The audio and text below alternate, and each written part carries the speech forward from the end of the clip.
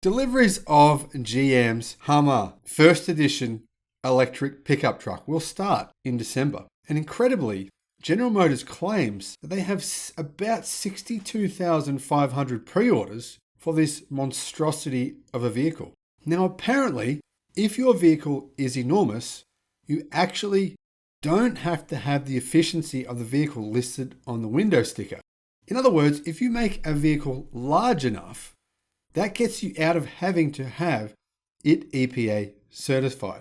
So although General Motors claimed that its range is 329 miles, we'll probably never actually know what the true range actually is.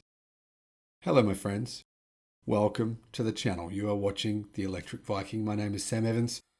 Welcome to all the new subscribers coming on board. Remember, if you're new, check out some of the 600 videos we've made over the last 6 months. If you're not new, welcome back to the channel. Stoked to see so many interesting comments on the channel recently. I don't have time to respond to them all. Unfortunately, it'd be a 24-hour day job if I did. But I've got to tell you, I do read them. And some of you, wow, some of you know a lot more than I do about specific certain areas of the industry. So when you comment, actually, I often learn things. Now, The Electric reports that Hummer EV deliveries are imminent, which is good because, it's better that people buy one of these versus, say, an F-250, which is similar in size to. And deliveries are slated to begin next month in December, as confirmed by GMC brand chief Duncan Eldred. Now, while the truck will actually never receive an official EPA rating because of what I said before, it doesn't have to. It's so big that it doesn't have to have an EPA rating. I don't understand why that is, but anyway, GM says it will have an all-electric range of 329 miles.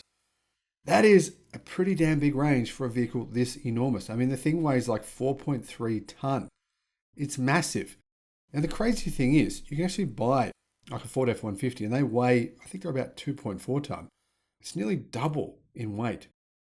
Now, Eldred also stated that about 125,000 hand raisers have expressed interest in the Hummer, with about half of those putting down $100 for a reservation. I'm not sure if all of those people will actually reserve the vehicle, but if they do, then that's 62,500 orders for this enormous truck.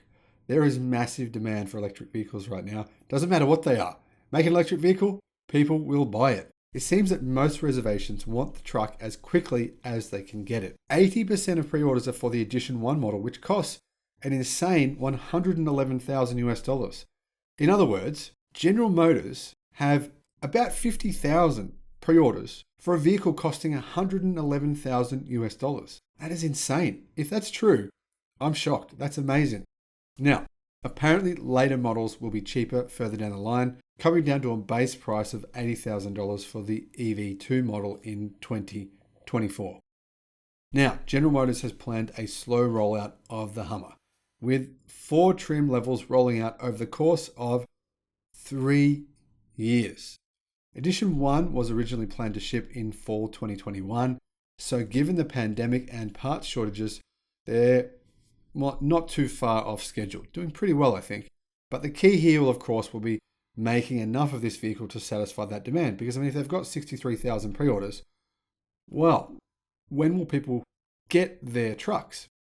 In September, Rivian became the official winner of the race to get customer electric trucks off the assembly line. But it looks like General Motors might win at getting Hummers into the hands of customers. So far, Rivian has only delivered trucks to employees. Now, the insane thing about that is that they haven't delivered any cars to any buyers other than employees. And yet, they're worth, nearly twice what Ford is worth.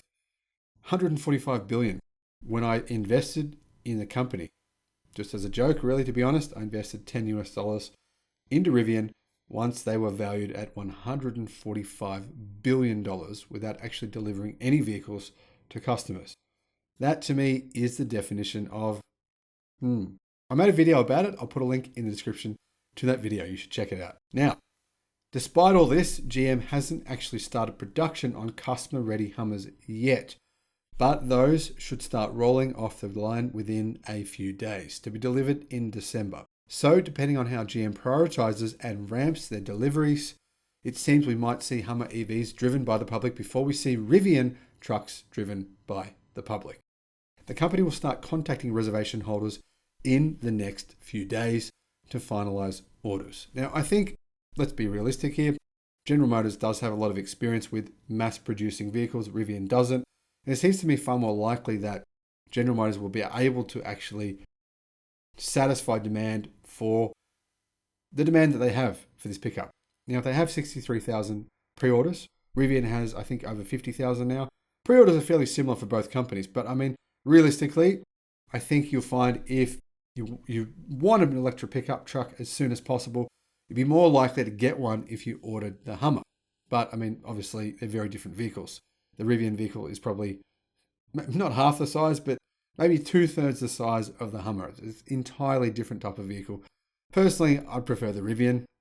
What would you prefer, the Hummer or the Rivian? Let me know in the comments below. Now, the Hummer EV's range is lower than expected. GM originally stated it would offer 350 plus miles with the largest battery pack, but now it's estimating 329 miles of range. But this is not an official EPA rating because the trucks as big as the Hummer don't need to have efficiency listed on the window sticker. GM says that their mileage testing was based on EPA protocol, but conditions and driving style always affect mileage. So your mileage will vary. And that is true. If you drive them on the freeway, mileage will be down quite a bit. If you drive them in city traffic, mileage will increase. Now, later models might end up being revised slightly downward in range numbers as well, as I believe those packs might be smaller. We'll have to wait and see what size those packs are. Now, honestly, being able to sell this truck without an official EPA range, it sounds a little bit like a General Motors loophole here. Maybe there shouldn't be a loophole. Maybe General Motors should say, yep, okay, we could use this loophole, but instead of doing that, we're just going to let the EPA test it. We'll get them to test it, and then we'll tell you what the official EPA range is. They could do that. It's up to them if they decide to do that and follow everyone else. Personally, I think doing this in a secretive kind of way is not a good idea. Now, if you're thinking, well, they should be making more Chevy Bolts with these batteries instead of making these enormous trucks. Actually, the batteries in this are different to what is in the Bolt. General Motors is using their new Ultium batteries in the Hummer. It's a larger and different chemistry to what's in the Bolt, so this isn't going to stop General Motors from manufacturing the Bolt. Although General Motors have actually paused manufacturing the Bolt because they have, two different defects in the battery packs that they're currently in the process of fixing.